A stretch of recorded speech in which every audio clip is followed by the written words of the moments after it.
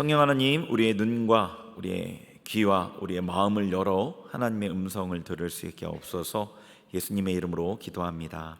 아멘. 네, 반갑습니다. 제가 작년 한 이맘때쯤 4부 예배 설교를 했던 것 같아요.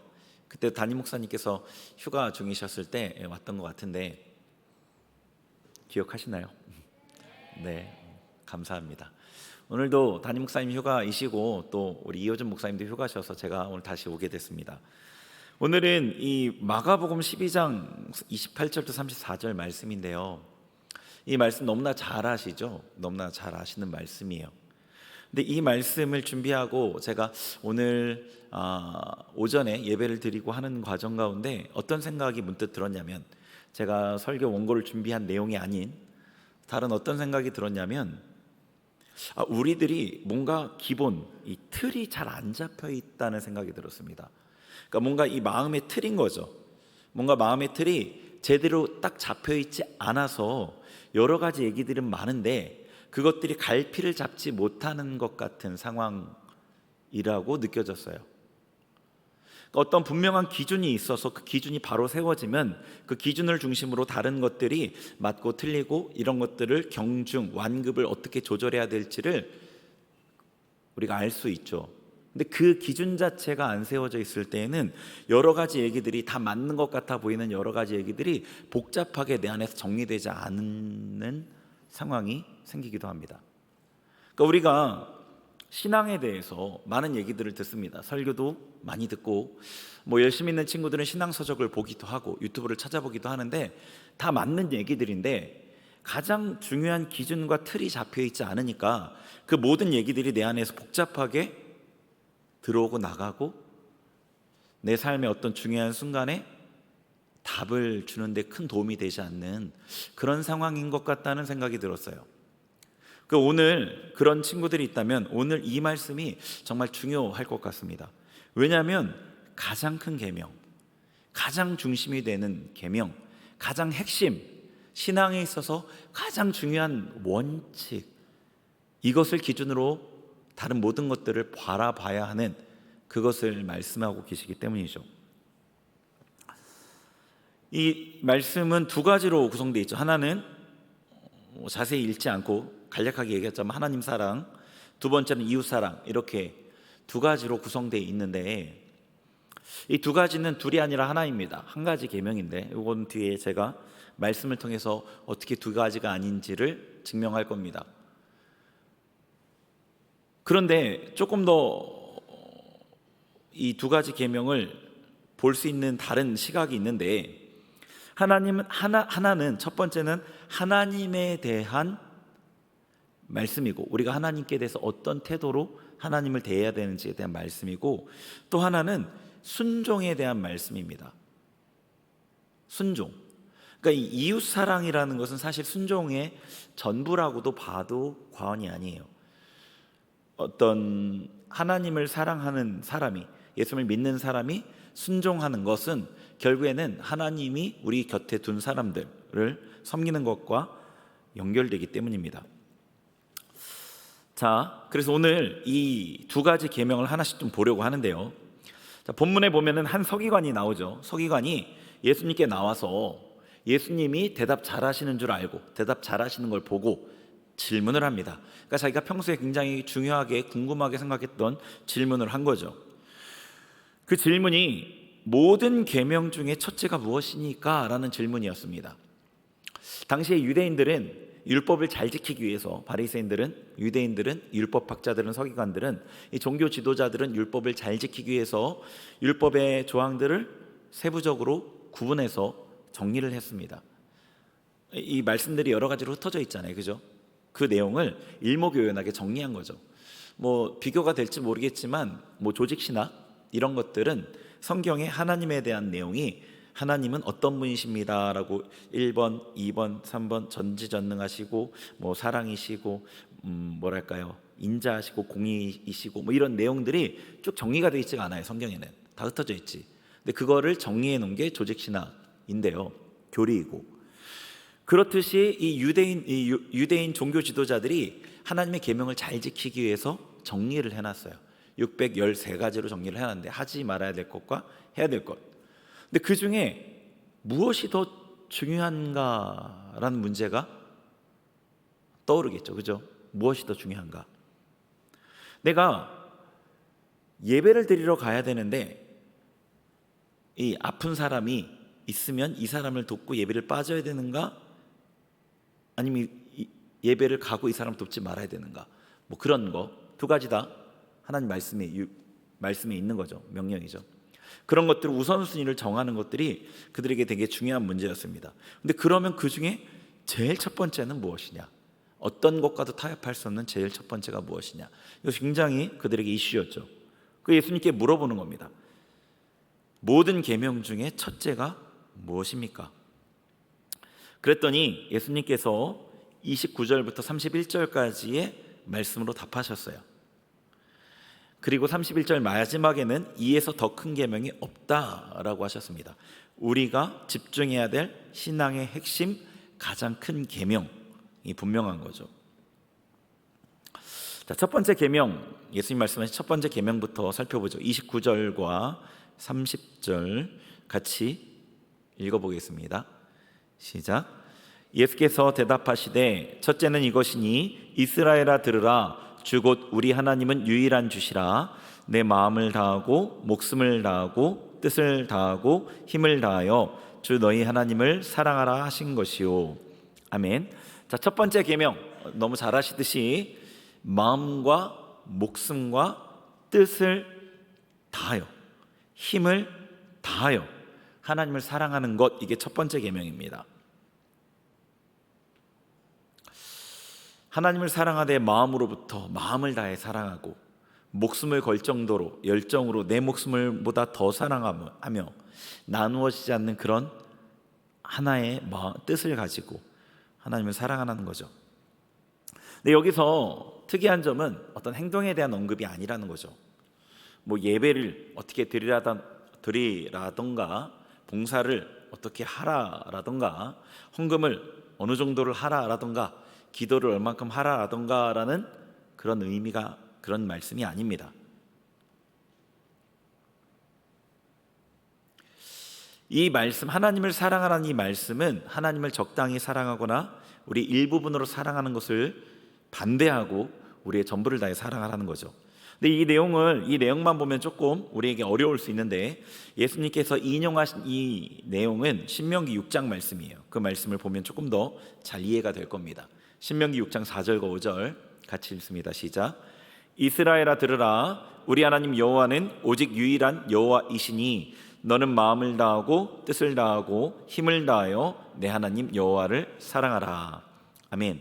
자, 거의 똑같죠. 거의 똑같은 말씀입니다. 예수님께서 이 신명기의 6장 말씀을 인용하신 겁니다. 쉐마 이스라엘이라고 부릅니다. 이스라엘아 들으라, 이게 히브리어로 쉐마 이스라엘인데 이스라엘 백성들은 태어나면서부터 계속해서 암송하는 말씀이에요. 마음을 다하고 뜻을 다하고 힘을 다해 하나님을 사랑하라고 신명기에서 명령하십니다. 근데 이 마가복음에 예수님 말씀하신 것과 동일한 말씀인데 이 명령이 여기서 끝나지 않고 뒤이어 나오는 말씀이, 이 명령과 연관된 말씀이 있습니다. 6장 6절부터 9절인데요. 한번 들어보세요. 오늘 내가 내게 명하는 이 말씀을 너는 마음에 새기고 내 자녀들에게 부지런히 가르치며 집에 앉았을 때에든지 길을 갈 때에든지 누워 있을 때에든지 이 말씀을 강론할 것이며 너는 또 그것을 내 손목에 매어 기호로 삼으며 내 미간에 붙여 표로 삼고 또 내 집 문설주와 바깥문에 기록할지니라. 아멘. 자, 6장 4절과 5절이 쉐마 이스라엘이었어요. 하나님을 사랑하되 마음과 뜻과 힘을 다해 목숨을 다해 사랑하라는 건데 그 바로 6절부터 9절에 연이어서 나오는 말씀이 말씀을 마음에 새기고 말씀을 항상 가르치고 그 말씀을 내 육체 가까이에 붙여라.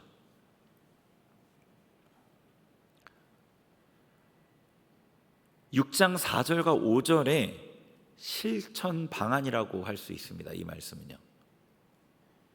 6절부터 9절은 하나님을 힘을 다해, 목숨을 다해, 마음을 다해, 뜻을 다해 사랑하는 방법을, 구체적인 방법을 알려주고 계시는 거예요.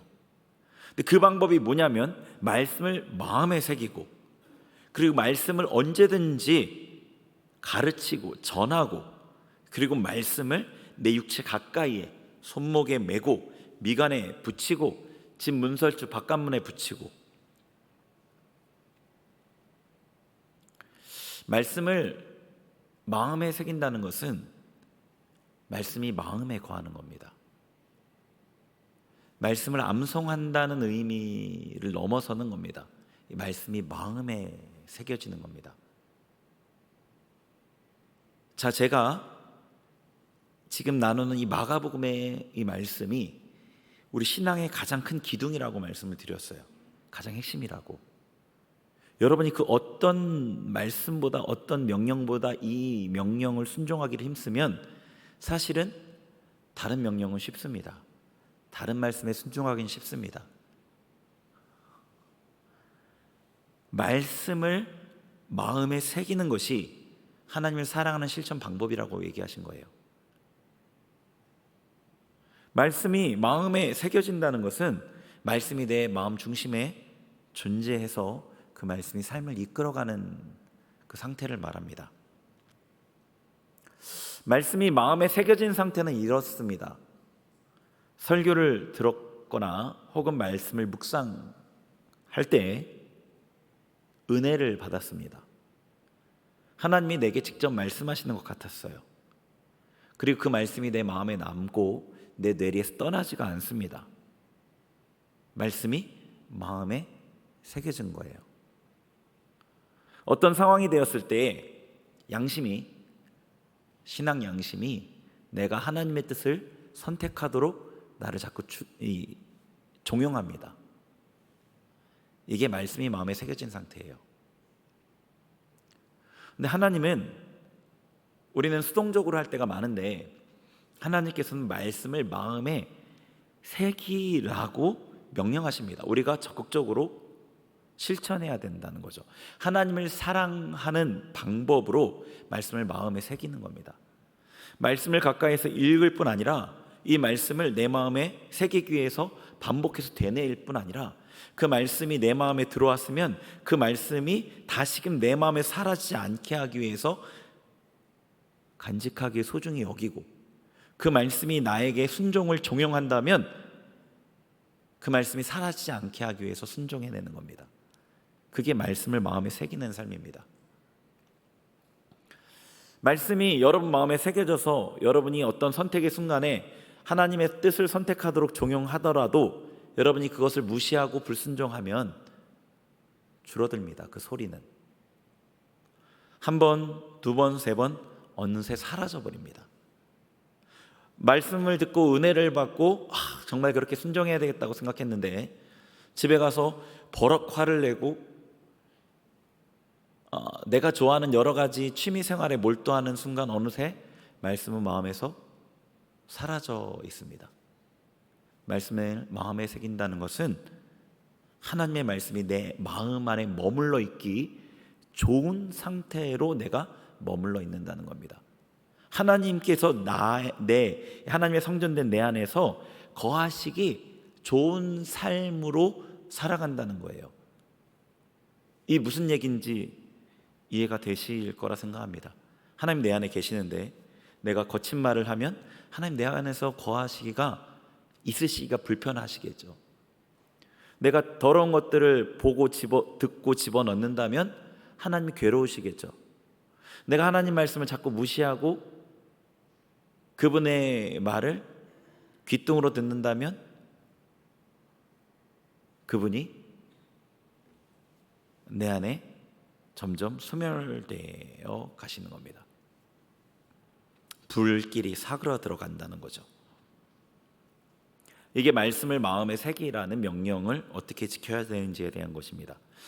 말씀을 선포하라 하셨습니다. 이거는 우리가 세상의 선지자로 하나님 우리를 삼으셨기에 하나님의 사랑과 그분의 죽으심, 십자가 이런 것들을 세상에 전하는 것을 포함하고 또 궁극적으로 우리가 예수 그리스도를 알 수 있는 그리스도의 편지로 살아가는 것을 말합니다. 우리가 삶 가운데 세상 사람들과 다르게 행동하는 것을 통해서 우리의 삶을 통해 말씀이 전파되는 것, 그것을 말하는 거죠. 말씀을 몸에 붙이고 가장 잘 보이는 대문에 붙이는 이 행위는 말씀을 육체에 가까이 하는 것, 즉 말씀을 순종하게, 이 몸으로 순종하기에 더 애쓰는 그런 행동을 의미하죠. 순종이라는 것은 마음으로부터 시작해서 몸으로 완성됩니다. 말씀을 마음에 새기는 것과 전파하는 것, 결국에 모두 개인적인 순종인 외적인 행위로 그것이 진짜인지 가짜인지가 드러나게 되는 거죠. 하나님을 나의 전부를 다해 사랑하라는 이 말씀은 신명기 6장 6절에서 9절 이 방법으로 사랑하라는 것입니다. 하나님을 전부를 다해 사랑하는 것은 말씀이신 하나님, 우리에게 주어진 말씀으로 우리에게 주어진 하나님 말씀을 전부를 다해 사랑하는 것입니다. 이것이 첫 번째 계명입니다. 두 가지 제일 큰 계명을 얘기하셨는데 그 중에 첫 번째 계명이 이것입니다. 뒤이어 말씀을 드리겠지만 이 첫 번째 계명을 순종하지 않고는 두 번째 계명은 없습니다. 순종할 수가 없습니다. 첫 번째 계명과 두 번째 계명이 다른 계명이 아니지만 이 첫 번째 계명에 순종할 때 두 번째 계명이 이루어집니다. 여러분이 첫 번째 계명에 집중할 때, 거기에 여러분이 힘을 쓸 때에 여러분의 삶에 수많은 문제들과 고민들, 복잡한 것들이 자취를 감추고 사라지게 될 겁니다. 왜냐하면 하나님으로 채워지고, 이 말씀으로 채워지는 거죠. 하나님으로 채워지고 그분으로 만족해서 더 이상 배고프지 않기 때문입니다. 금식해본 친구들 아시겠지만 금식하면 한 끼를 할 수도 있고 하루를 할 수도 있고 3일, 일주일 이렇게 할 수 있잖아요. 근데 한 끼도 하면은 힘들긴 한데 하루 정도를 한다던가 금식을 하면 어떤 생각이 드는지 아시죠? 막 금식만 끝나면 이것도 먹고 싶고 저것도 먹고 싶고 저것도 먹고 싶고 막 그러잖아요, 그죠? 배고플 때는 다 먹고 싶어요. 다. 근데 금식이 끝나고 무언가를 먹고 배가 차잖아요. 그럼 먹고 싶지가 않아져요. 무슨 얘기냐면 우리가 복잡한 이유, 우리가 여러 가지 것에 눈을 돌리는 이유, 우리가 순종하는데 굉장히 고민을, 괴로움을, 뭔가 스트러글을 겪는 이유, 날마다 뭔가는 이렇게 해야 되겠다는 마음은 드는데 실제로 순종해내지 못해서 죄책감의 어떤 굴레에서 벗어나지 못하는 이유는 이 가장 중요한 계명의 실천 여부와 관련이 있다는 거예요.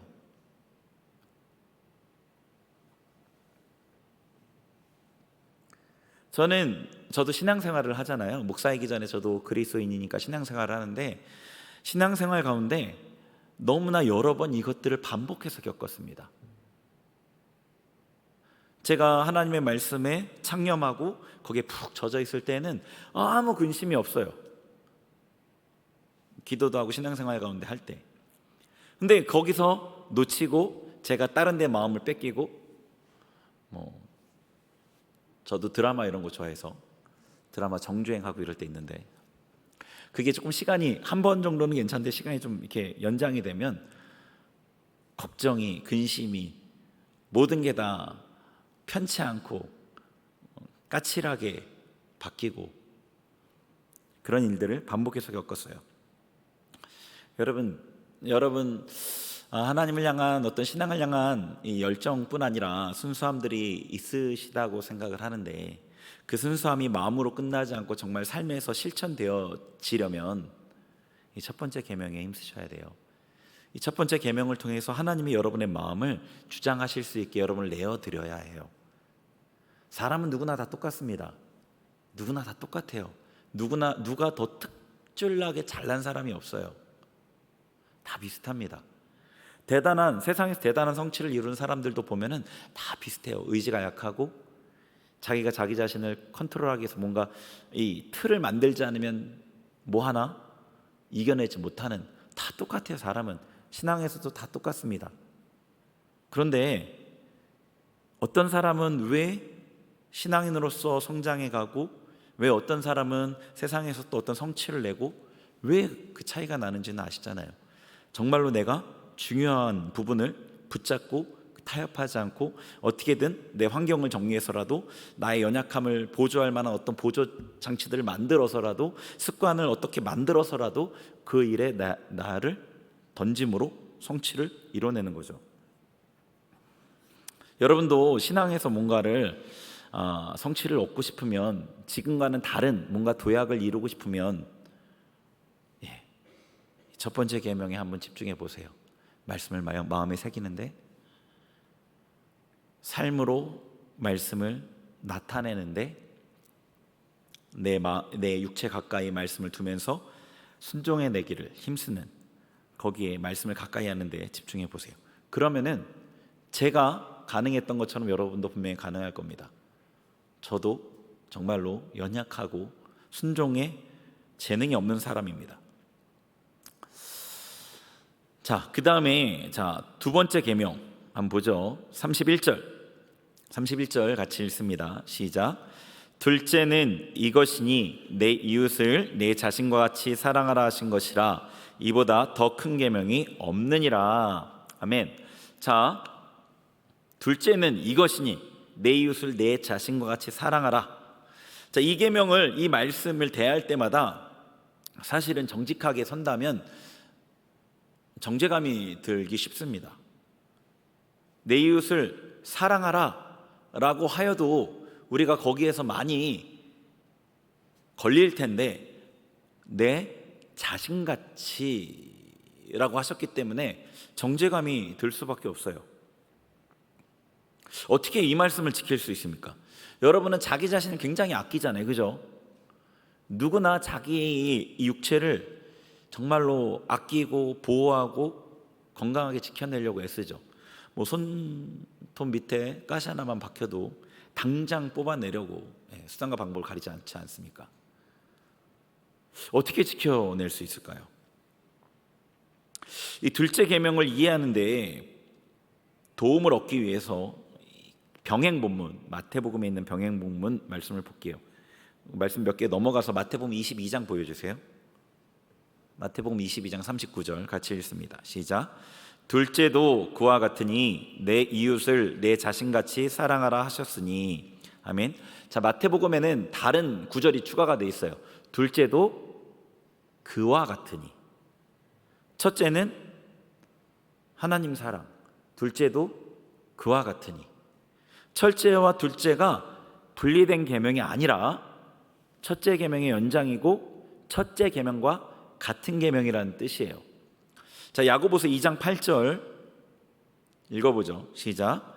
너희가 만일 성경에 기록된 대로 내 이웃 사랑하기를 내 몸과 같이 하라 하신 최고의 법을 지키면 잘하는 것이거니와. 아멘. 자, 야고보서의 말씀에 내 이웃을 내 몸같이 사랑하라 라는 그 중요한 계명을, 큰 계명을 언급하는데, 이 계명을 지키면, 이 계명이 최고의 계명인데 이것을 지키면 된다. 하나님 사랑에 대한 얘기는 빠져 있어요. 첫 번째가 하나님 사랑인데, 두 번째가 이웃 사랑인데. 왜 그렇죠? 이 야고보 사도는 하나님 사랑과 이웃 사랑이 같다는 것을 알았기 때문인 거예요.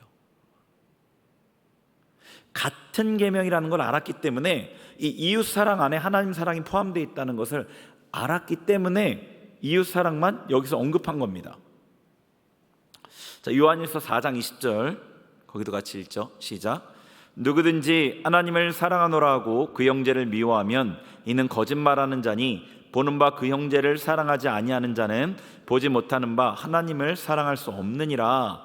아멘. 자, 하나님을 사랑하는 것은 형제를 사랑하고, 형제를 사랑하는 것으로 나타나고, 형제를 사랑하지 않으면 하나님을 사랑하는 것이 아니라는 거죠. 그러니까 하나님 사랑, 이웃 사랑은 분리된 계명이 아니라 하나의 계명이에요. 굳이 구분하자면은 겉으로 드러나는 양상이 다른 겁니다. 하나님 사랑은 하나님에 대한 사랑, 이 말씀에 대해서 나타나고, 형제에 대한 사랑은 그 말씀에 대한 순종이 사람에게 나타나는 겁니다. 사람에게. 이웃 사랑에 대한 계명은 하나님 사랑과 같은 계명이고, 그렇기 때문에 하나님을 사랑하지 않고는 이웃을 사랑할 수 없습니다. 첫째가 하나님 사랑이었잖아요. 하나님을 사랑하지 않고는 이웃을 사랑하는 게 불가능합니다. 자, 이웃 사랑을 하나님 말씀에 대한 순종이라고 아까 말씀드렸죠. 하나님 사랑의 첫 번째 계명을 지키지 않으면, 말씀을 가까이 하고 하나님의 말씀으로 나를 채우고 하나님이 나를 채우시도록 하는 이 첫 번째 계명을 여러분이 집중하지 않고 순종하지 않으면, 두 번째 순종, 우리 삶의 일반적인 상황에서의 순종, 이웃 사랑을 비롯한 순종은 불가능한 거예요. 반대로 이웃을 사랑하지 않으면, 하나님 말씀에 순종하지 않으면 하나님 사랑한다고 할 수 없는 거죠. 하나님을 사랑한다고 할 수 없는 거죠. 자, 그런데 이제 두 계명이 하나라는 걸 알았습니다. 신앙의 핵심이라는 걸 알았어요. 첫 번째 계명 어떻게 지키는지 살펴봤는데, 두 번째 계명을 어떻게 지켜야 할지는 아직 조금 분명하지가 않습니다. 내 몸과 같이 사랑하라. 내 몸과 같이 사랑하라. 이거는 불가능한, 우리에겐 불가능하다고 그랬잖아요. 우리의 사랑이 아닌 겁니다. 우리의 사랑이. 사람들이 얘기하는 사랑들이 많이 있잖아요. 연인 간의 사랑, 그리고 부모 자식 간의 사랑, 친구 간의 사랑. 그런 사랑이 아닌 겁니다. 이 사랑은요. 그런 사랑이 아닙니다. 내 몸과 같이 사랑한 그 사랑은 우리가 어디서 보았죠? 십자가에서 봤지 않습니까?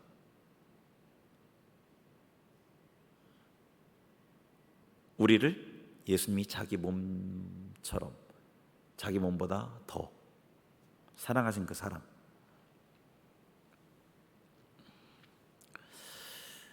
자, 그러면은 이 사랑은 어떻게 우리가 품을 수 있는지, 로마서 5장 5절 한번 보죠. 같이 읽습니다. 시작. 소망이 우리를 부끄럽게 하지 아니함은 우리에게 주신 성령으로 말미암아 하나님의 사랑이 우리 마음에 부은 바 됨이니. 아멘. 자, 우리가 이 말씀 그대로 두셔요. 우리가 예수님을 알아서 그분을 사랑하게 된 게 아니라, 우리에게 성령께서 다가오시고, 하나님께 다가오시고 성령께서 임재하셔서 우리에게 십자가를 알게 하셨어요. 그리고 그 사랑을 깨닫고 우리가 사랑하게 됐어요. 그런데 우리는 그 사랑을 깨달아서 내가 사랑한 줄 알았는데, 로마서 5장 5절에는 뭐라고 되어 있냐면, 보여주세요. 우리에게 주신 성령으로 말미암아 하나님의 사랑이 우리의 마음에 부어졌다라고 되어 있습니다. 그러니까 우리가 하나님을 사랑하게 된 그 사랑도 하나님께로부터 온 거라는 거예요. 여러분이 예수님을 믿는 그 믿음도 여러분이 믿은 게 아니라 믿음을 선물로 주셔서 그 믿음으로 믿게 됐죠. 이 말이 이해가 되나요? 믿음이 여러분에게 선물로 온 게? 에베소서 2장 8절에 너희에게 난 것이 아니니 누구도 자랑치 못하게 하람이라, 그의 은혜를 따라 구원을 선물로 받았다고 되어 있습니다. 그의 은혜를 따라 믿음으로 말미암아 구원을 선물로 받았다. 제가 정확한 구절을 읽어드릴게요. 에베소서 2장 8절. 너희는 그 은혜에 의하여 믿음으로 말미암아 구원을 받았으니 이것은 너희에게서 난 것이 아니요 하나님의 선물이라. 믿음으로 말미암아 구원을 받았는데 하나님의 선물입니다.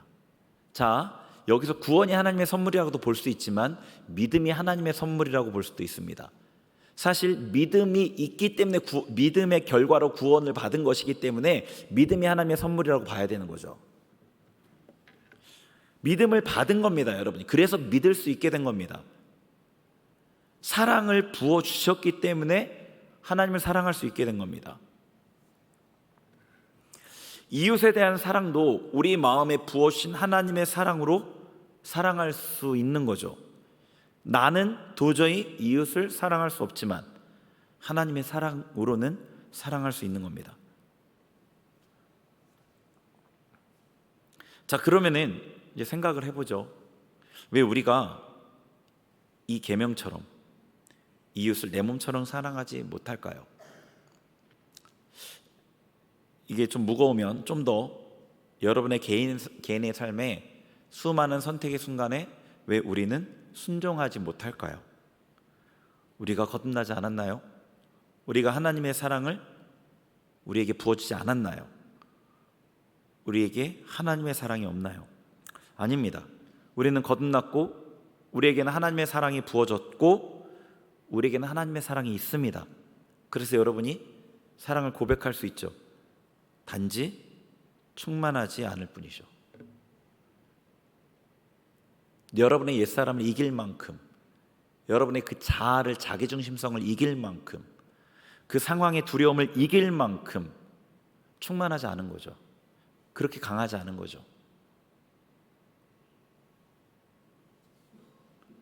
왜 강하지 않죠? 처음에 예수님 믿었을 때는 강했잖아요. 처음에 성령을 체험했을 때는 강했지 않나요? 제가 처음에 예수님 인격적으로 만나고 성령 충만을 받았을 때, 저는 방언을 하면서 그 성령 충만을 같이 받았는데, 성령 충만과 방언은 따로 일어날 수도 있어요, 그 사건은. 근데 그렇게 성령이 충만하게 임하고 나서 모든 게 다 아름다워 보였거든요. 모든 게 다 아름다워 보이고 모든 사람이 다 사랑스러워 보였어요. 그건 뭐 말로 표현할 수 없습니다. 경험해 보신 분들이 있을 거예요. 그때는 충만했지 않습니까? 근데 지금은 그때와 비교해 보세요.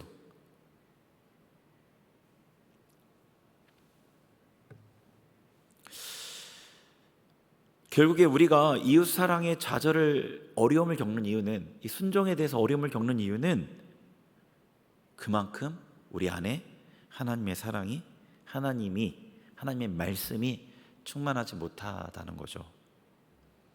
하나님을 사랑하는 이 첫째 계명에 실패했기 때문이라는 결론에 이르게 됩니다. 첫째 계명으로 다시 여러분 돌아가셔야 돼요. 하나님을 사랑하되 마음과 목숨과 뜻을 다해 사랑하라고 하셨어요. 그리고 그 실천으로 말씀을 마음에 새기고 말씀을 어떻게든 전하고 말씀에 순종하는 삶으로 우리에게 말씀하셨습니다. 이것을 통해서 하나님의 사랑이 충만하게 부어져요. 이미 부어진 하나님의 사랑이 사그러들지 않고 유지될 뿐 아니라 더욱더 충만해집니다. 많은 사람이 오해하는 부분이 있습니다. 예수님을 향한 사랑은 처음에 첫사랑은 뜨겁고 그 다음엔 점점 이게 줄어들어가는 걸로 오해합니다. 절대 그렇지 않습니다. 점점 더 강해지고 성숙해지고 뜨거워지는 겁니다. 우리의 사랑이 점점 사그러드는 이유는 어떤 그 상대방이 실망하고 그 상대방이 내가 기대했던 것만큼 그렇게 괜찮은 사람이 아니고 혹은 여러 가지 이유가 있겠죠. 상처를 받고. 근데 우리 예수님은 그렇지가 않잖아요. 우리 예수님은 알면 알수록 더 좋은 분이셔요. 알면 알수록 더 사랑할 수밖에 없는 분이십니다. 우리가 그분과 가까이 하기를 힘쓴다면 우리의 사랑은 더 커지게 돼요. 더 충만해지게 돼요. 우리의 마음에 말씀이 새겨져 있나요? 우리 마음에 이 말씀이 아닌 세상을 향한 사랑이나 내가 높아지고 싶은 마음이나 내 삶의 형통, 이 땅에서 얻을 수 있는 복, 승진, 취업, 연애, 결혼, 이런 것만 자리 잡혀 있어서 혹시 말씀이 있을 곳이 없는 건 아닙니까? 여러분이 여러분의 하루 24시간 혹은 일주일 그동안에 제일 많이 고민하고 제일 많이 얘기하고 제일 많이 시간을 들이고 제일 많이 돈을 사용하는 그것이 여러분의 마음을 차지하고 있는 그것입니다.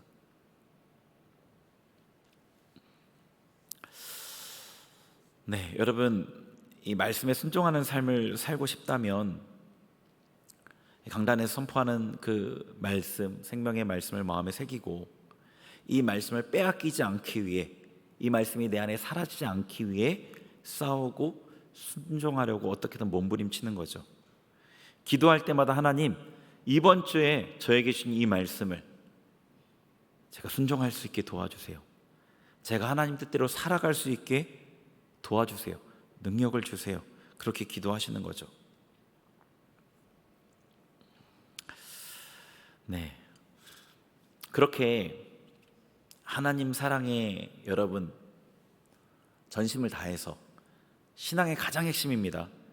여러분이 가장 중심에 두어야 될 하나님 사랑, 이 말씀에 대해서, 하나님에 대해서 전심을 다해서 삶에서 하나님을 향한 순종이 풍성해지길 바라요.